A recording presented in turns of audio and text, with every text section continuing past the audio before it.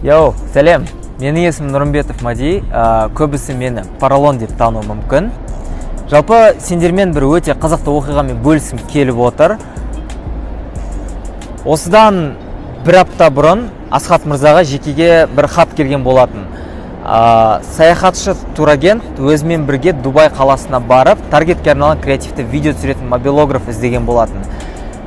Және де көп ойланбастан Асхат мырза сол сапарға мені жіберуді шешті. Жалпы мен үшін бұл өте үлкен жаңалық болды. Себебі мен бұрын соңды шетел көрмегенмін. Және де мобилографияның арқасында, яғни өзімнің сүйікті ісімнің арқасында шетел көру мен үшін бұл өте үлкен жаңалық болды. Сапар барысында мен бірде-бір тиын шығарған жоқпын. Барлығын тапсырыс беруші өзі төледі, яғни қонақ үй, трансфер, питание барлығын өзі